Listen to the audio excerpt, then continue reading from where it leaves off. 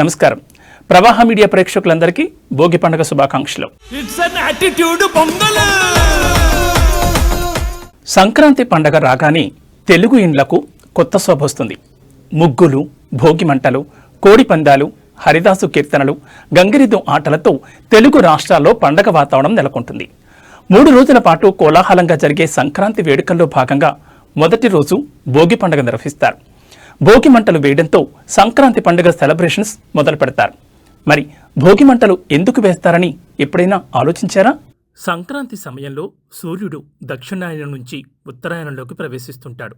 ఈ సమయంలో ఉష్ణోగ్రతలు తగ్గి చలి ఎక్కువ అవుతుంది. ఈ చలిని తట్టుకునేందుకు భోగి మంటలు వేయడం మొదలైందని చెబుతారు. ఆధ్యాత్మిక విషయానికొస్తే దక్షిణాయనంలో పడిన కష్టాలను తొలగించి సంతోషాలను ప్రసాదించాలని భోగి మంటలను వేస్తారని కూడా చెబుతూ ఉంటారు. భోగి మంటలు వేయడం వెనుక పురాణాల్లో ఒక కథ కూడా ప్రాచుర్యంలో ఉంది. వామన అవతారంలో వచ్చిన శ్రీ మహావిష్ణువు బలిచక్రవర్తిని పాతాళానికి తొక్కేసిన తర్వాత అతనికి ఒక వరం ఇచ్చాడని చెబుతారు. దీని ప్రకారం బలిచక్రవర్తిని పాతాళానికి రాజుగా ఉండమని, సంక్రాంతి ముందు భూలోకానికి వచ్చి ప్రజలను ఆశీర్వదించాలని చెప్పాడట.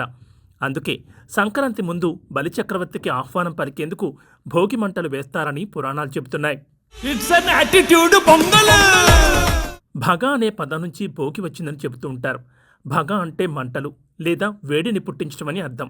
భోగి రోజు వేసే మంటలు కూడా వెచ్చదనం కోసమని చాలామంది అనుకుంటారు. కానీ అవి కేవలం వెచ్చదనం కోసం మాత్రమే కాదు, ఆరోగ్యానికి కూడా ఎంతో మంచిది.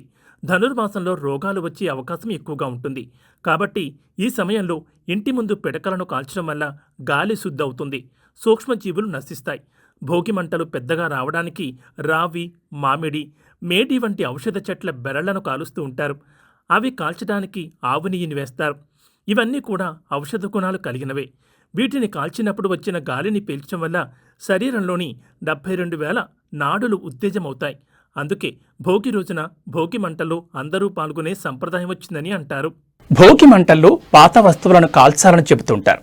దీంతో చాలా మంది ఇంట్లో ఉన్న వస్తువులన్నింటినీ వేస్తుంటారు. మంటలు ఎక్కువగా రావాలని కొంతమంది టైర్లు, రబ్బర్, ప్లాస్టిక్ కవర్లు కాలుస్తుంటారు. ఔషధ మొక్కలకు బదులు ఇలాంటి వస్తువులను కాల్చడం వల్ల వాతావరణ కాలుష్యం మరింత పెరిగిపోతుంది. ఈ మంట నుంచి వచ్చిన పొగను పీల్చడం వల్ల అనేక శ్వాసకోశ వ్యాధులు వచ్చే అవకాశం ఉంటుంది. కాబట్టి భోగి మంటల్లో ప్లాస్టిక్, రబ్బర్ వస్తువులను కాల్చొద్దని వైద్యులు సూచిస్తున్నారు.